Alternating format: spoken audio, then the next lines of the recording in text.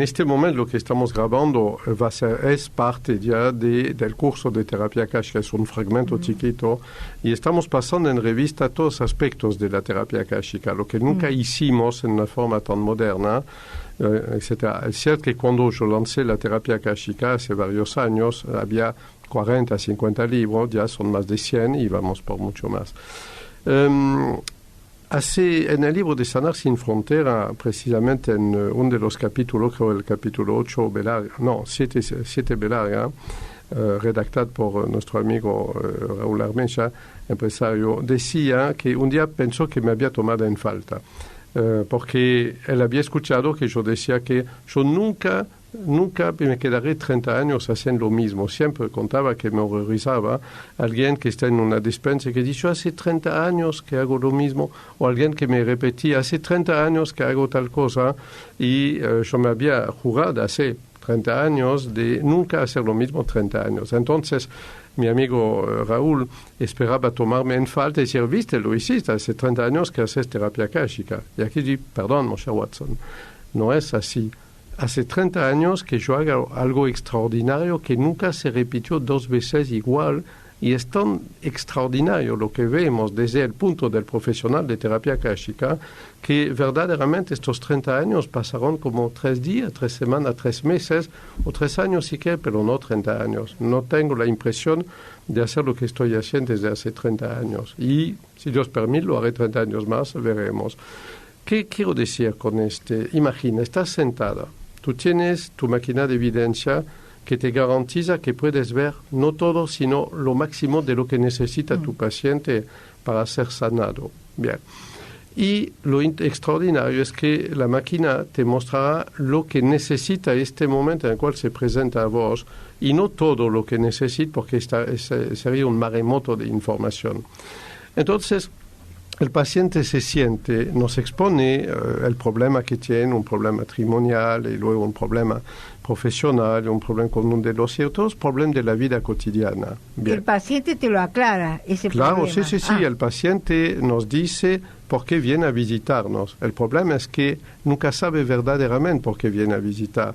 Y es común para mí decir, entraste con un problema, saliste con 5. Pero entraste con un problema insoluble y saliste con 5 solucionables. Aquí es la diferencia. Por esto la regla en terapia akáshica es de decir, el problema nunca es el que vos crees y la solución nunca está donde imaginas. Entonces, escucha bien. Sí, a ver. El paciente empieza a contarnos los dramas de su vida, que es normal, estamos aquí para escucharlo y compadecemos, pero la meta es solucionar, no llorar con el paciente. Bien.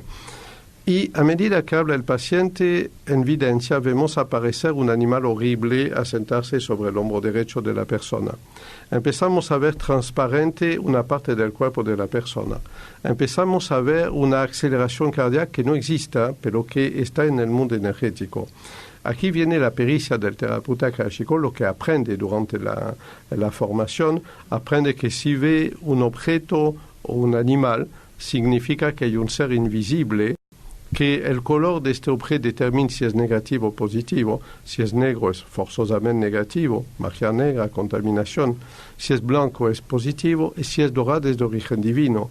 Y si es, como recién lo vi hace poco con un amigo, es de color rojo, viene de bronca ajena. Bien. Entonces podemos definir que hay o no un ser invisible que actúa y trastorna a la persona. Podemos saber el origen, no quién lo hizo, sino el origen, si es de arriba, de abajo, o si es del plano humano, con, por ejemplo, la bronca. Estando en un lugar del cuerpo, el ojo derecho o el ombligo, o, por ejemplo, arriba del chakra coronario, ya sacamos un montón de conclusión.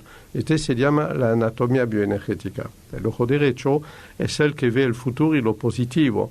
Si esta persona tiene una cosa oscura sobre el ojo, por ejemplo, una raya negra, una mancha negra invisible, no puede ver nada positivo en su vida. Normal que sea deprimido, pero no está deprimido por razón química, está deprimido por esta mancha negra. Tú ves la diferencia. Y una pregunta, pero todas las personas que van a tu consultorio tienen porque no. Nadie va con un ángel o con un ser querido que los acompañe, no sé. Cuando vas a ver a tu médico es raro que vaya porque te sientes bien. En general tú vas porque hay algo que falla y te sientes mal. La tarea del médico es de buscar qué es lo que va mal. ¿Por qué te sientes mal? Él tiene un montón de exámenes de laboratorio para hacerte, para confirmar sus hipótesis. En realidad, nosotros, nuestro laboratorio es la máquina de evidencia, que es el fundamento de la terapia akáshica. Entonces, una persona viene a vernos porque se siente mal, pero también, tienes razón, y vale aclararlo, viene a vernos porque le pasan cosas extraordinarias y quiere comprenderlo. Por ejemplo, desde hace 3 meses tiene el mismo sueño cada noche. No debemos cometer el error de dejarla contar 1 hora y media el sueño, porque en realidad de su sueño solo un detalle es importante. Siempre cuento el caso de esta señora que pasó 45 minutos a contarme un rapto en un colectivo, etc. Y yo al final, le hice una sola pregunta: ¿cuál era el número del colectivo? Y este número que supo decirme le salvó la vida, porque era la cantidad de día exacta antes que un grave incidente ocurre en su vida. ¿Me sigue? Entonces, sí, es una regla. Los sueños son inútiles. Es un invento de tu inconsciente para que tú te recuerdes la única cosa importante.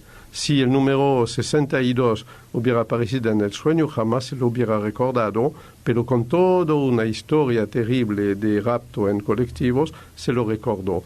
La historia fue inventada por sus 17 cuerpos, pero la percepción parapsíquica de este número 62, por ejemplo, vino de un fenómeno profético de uno de sus 18 cuerpos.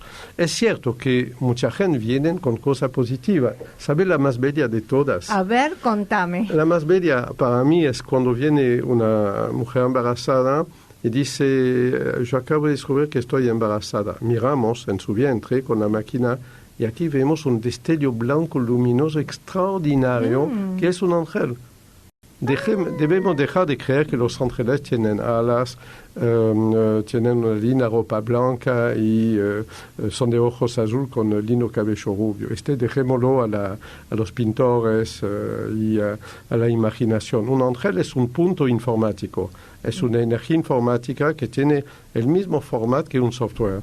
Es decir, un poco de polaridad energética con un nombre característico y una función específica, tal como un software, en realidad. Entonces, percibir en evidencia un ángel en el feto, que está apenas en el inicio de su desarrollo, es extraordinario. Será maravilloso cuando el bebé nace y ver si el ángel está todavía en la célula nerviosa del corazón. Y un día este niño va a descubrir lo que es la muerte, va a tener tal vez 2, 3, 4 años, va a ver el abuelo en una cama, va a ver el pececito que no se mueve más, el perrito que ya no vive más, se murió, y ahí descubre la muerte, tiene un sentimiento de injusticia terrible.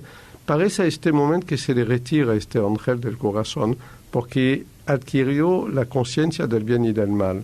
Parece extraordinario, es feo lo que digo, pero es una evolución normal en la historia de un niño, en realidad.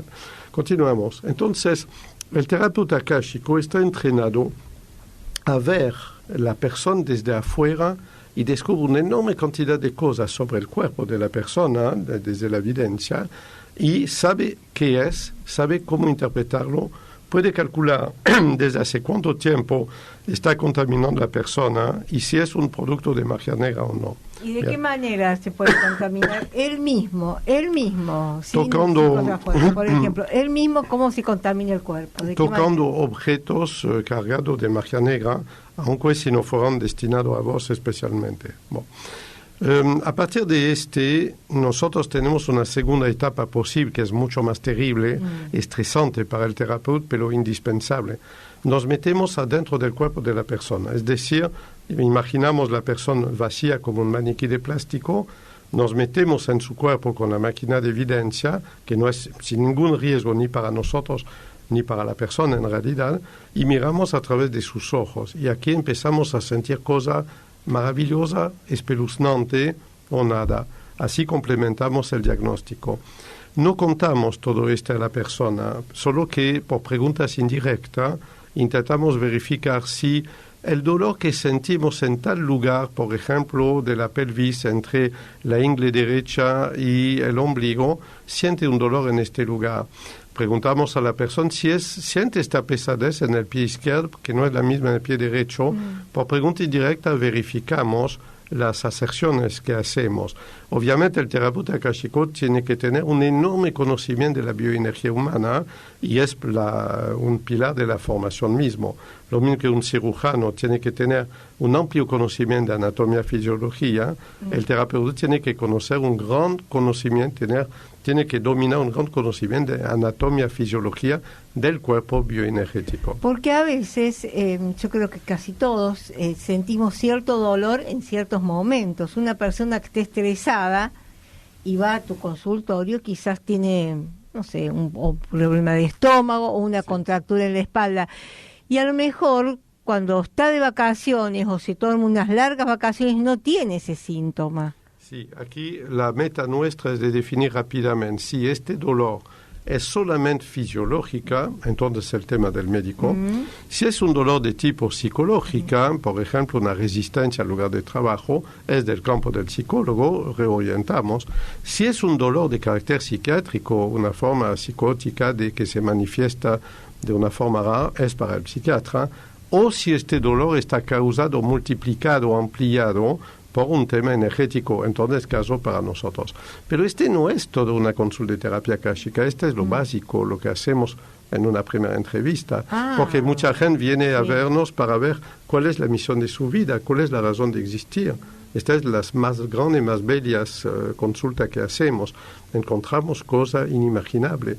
Por ejemplo... Ay, a ver, contame. Te cuento una sola, por ejemplo, me recuerdo de una persona cuya misión era de la metáfora decía, con un escalpel de oro, abrir un árbol antiguo, meter la mano en la fisura, sacar una perla brillante para darla de comer a niños. La traducción de este fue que tenía que un poder extraordinario, más de 30 veces más grande que lo normal, de ir a buscar en el mundo de la naturaleza una energía vital para ayudar a sanar niños. Este es maravilloso. Ah, mira. Por ejemplo. ¿Y qué otro caso más mundano, digamos, contarte, maestra o...? No, espera. Te cuento lo que se ve en evidencia, porque este es fascinante, nunca vimos dos cosas igual. Te cuento la traducción de en este caso, recuperar energía de vida para dar a un niño, y luego sí podemos buscar cuál sería la profesión más adecuada, pero la mayor parte de la gente que viene ya tiene profesión y no quiere cambiar de profesión. Entonces le damos técnica para aplicarla como hobby. Por ejemplo, en este caso, lo más sencillo sería el uso de flores de Bach, por ejemplo. Por ejemplo, si la persona estudió herboristería o medicina natural, ver lo de la tintura madre, pero ya estamos al límite de un ejercicio ilegal de la medicina, ¿me sigue? Etcétera, etcétera. No todo el mundo viene para buscar un nuevo empleo, viene para comprender lo que le pasa. ¿Y el que quiere encontrar su alma gemela, no viene buscando pareja? ¿Sabe lo que pasa? Siempre digo, la media naranja existe para hacer un doble jugo de naranja, nada más. Es decir, no creemos en este concepto, creemos en grupos en el cual vos perteneces a un grupo de mujeres de una cierta edad, en un cierto país, de una cierta época, y hay afinidad en este grupo, y enfrente hay un grupo de hombres de una cierta edad, etc. Hay afinidad absoluta entre todos los miembros de este grupo con el otro grupo. Es decir, que en lugar de naranja hablamos de camiones de naranja, si prefieras, pero no de media naranja. Entonces, alma gemela es un concepto romántico para nosotros. Es lindo, pero es romántico. Regresamos a la consulta misma de terapia akáshica. Una de las consultas más impresionantes para nosotros es el gran porqué.